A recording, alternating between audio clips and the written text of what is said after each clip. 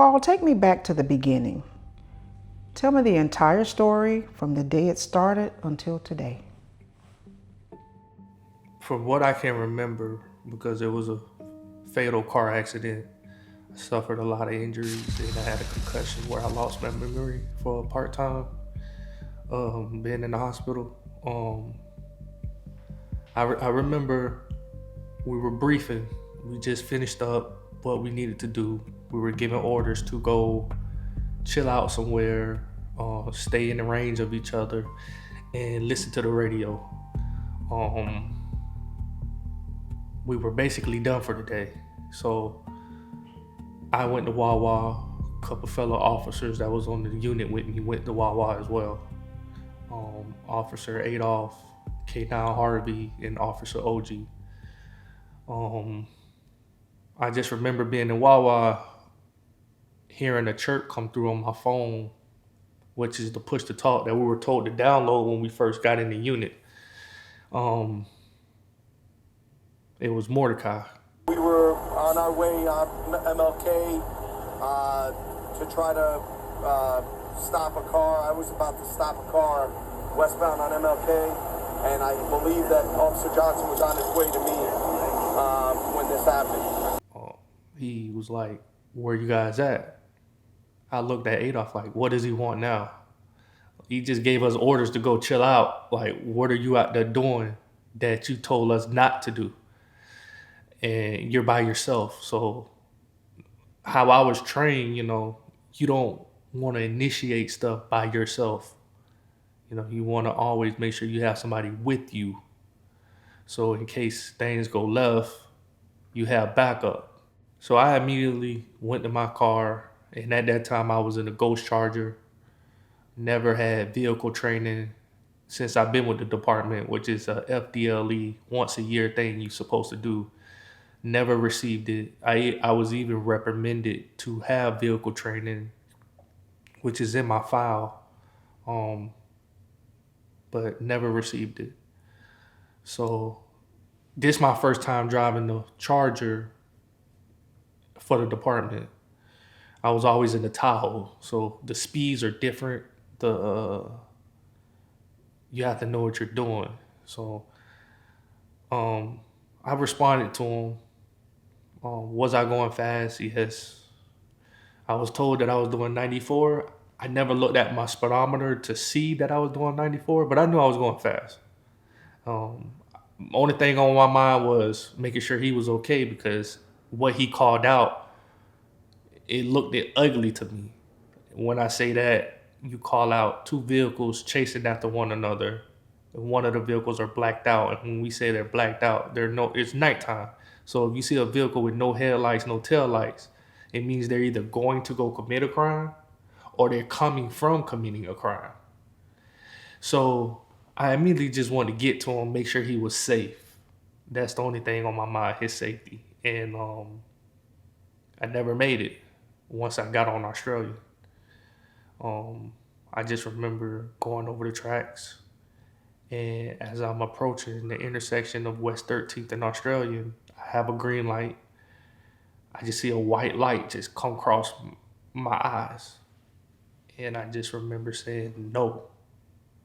And that's it. I woke up in the hospital after that.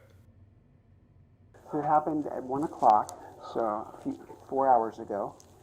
They were making a left from Australian on the 13th. They turned in front of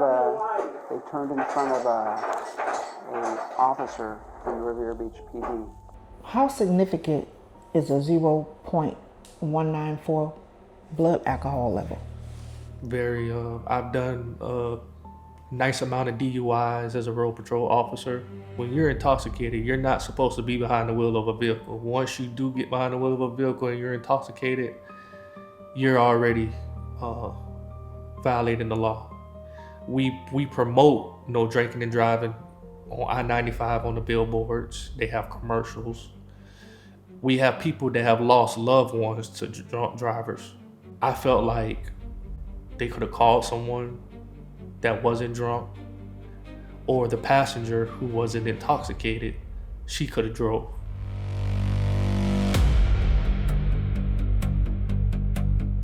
So the 0.194, from your understanding and working for the police department, would cause impairment. Yes. It would cause misjudgment. Yes. I also felt like something was done behind closed doors because on the arrest narrative, which is the probable cause affidavit to get a warrant for someone's arrest, where you have to tell the truth, he left out the blood alcohol content, the investigator, in the arrest report. If him being impaired would have made no difference, why not put it in the arrest report and allow the state attorney to make a decision on if charges should be filed or not? Because at the time, it made a difference. They made a decision not to put a blood alcohol level in a report. He omitted that from the arrest report. It was never brought up while you were in court, while you were on the trial, while you were on the stand. Nobody brought it up, No. but it was omitted from the report. Yes. How did they find out the blood level alcohol? My best friend, James Butler, who's an officer for West Palm, told my mom to go get the accident report. That's how we found out the blood alcohol content was 0.194, and he also had THC in his system. So after I got arrested and I bonded out, I told my mom to go to the sheriff's office and get the arrest report. I want to see how he wrote this up to get a warrant for my arrest. And when she brought it to me, it had nothing stated in that report about the guy being intoxicated. So this being omitted out of the report, do you feel like that is what rushed a warrant for your arrest? Yes. And had it been posted in there? I don't think they would have put a warrant out for me. Carl, tell me about your injuries. Tell me what injuries you sustained, how these injuries have affected your life, and where you see your life from here pertaining to those injuries. I didn't understand the injuries until my nephew Nakai. He was 1 year old.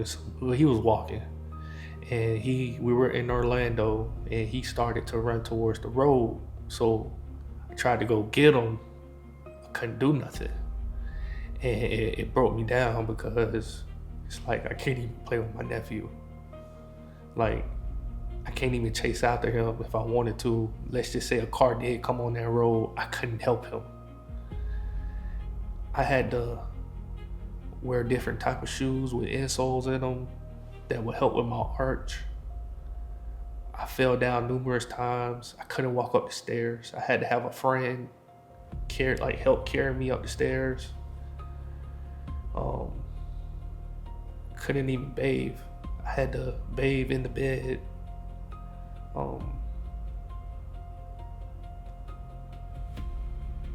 It impacted my life dramatically because my mom was also affected by this. Like, and the way she was affected, I was like, it was nothing I can do. Like, when I heard her say, when I saw you in the hospital, it felt like you was in my stomach kicking me again, I broke down and cried.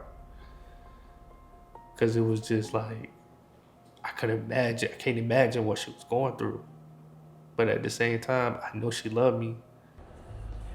What was injured during the crash?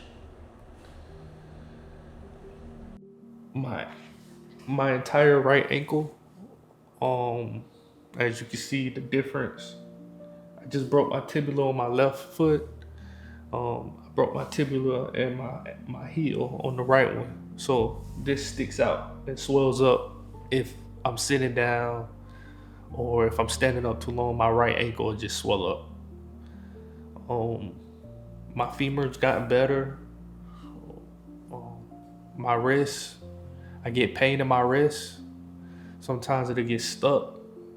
I have to massage it or put something on it to get my fingers moving.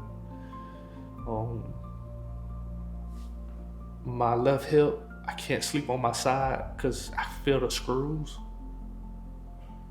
pressing into my body. So I have to either sleep on my back or on my right side. So these injuries were really significant and life-changing from what I hear, where your life took such a turn. And just listening to you, I hear you speaking about your mom. I hear you giving more emphasis on how you really feel about your mom, how her life has changed more so than your own life. So the question is, when did you begin to feel those emotions about yourself?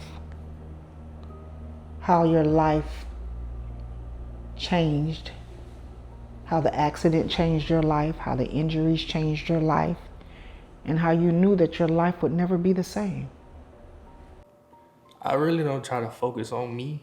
I mean, my whole point of life was, as long as I'm putting a smile on my mama's face, I'm doing what I need to do. Because her smile is everything. Her happiness is everything. Her being vocal about, oh, I got 3 kids that graduated college. Like, you just hear the happiness and she's telling everybody. Because when I know I'm doing something that makes her smile, I'm doing something right. And I feel bad that this accident happened because both families lost a loved one. It don't feel good when you lose somebody that you love. I mean, I lost my stepfather who practically raised me 2 weeks before trial. And it hurts because I can never talk to him again. And I saw how it affected my sisters at the funeral. So I can imagine how the family feels when they lost their loved ones. And it's like, if I can change it, I'll tell God that, hey, just let them have their loved ones. I feel like I did what I needed to do. My mom wanted me to finish high school, I did that. She wanted me to go to college, I did that. She wanted me to become something, I became a police officer. I feel like I did what she asked of me. I honestly feel like I completed life for her. I just feel bad that 2 people died in this accident because I'm not a killer, I'm not a murderer. And it's like, you can never erase that. So I believe in trying to help people. Even if I go broke, I get more joy out of people smiling. I feel bad for the other families. I just wish they knew how I felt, but because I was court ordered not to say nothing to them, I had to keep it inside. If you had some final words that you would say to the deceased family, what would it be? I'm sorry. And I know me saying I'm sorry probably might not be good enough for them, but that's all I can say is I'm sorry. I don't have the power to bring them back. I can only pray, but I'm sorry. And I truly apologize. I want to say this to you, Carl, that the most important thing is forgiveness. And if they could find it in their hearts to forgive you, and that you yourself would find it a place within you where you would forgive yourself for the accident that caused 2 lives to be taken. There is no premature death in life. We all have a designated day, time, hour. We don't know what it is. It just so happened to be that you were going to be a part of the day that those 2 went on to be with the Lord. But not only did they lose their lives, a majority of your life was lost as well. So finding the forgiveness and the space to grow in the forgiveness will be a final act, not just for you, but for the families as well.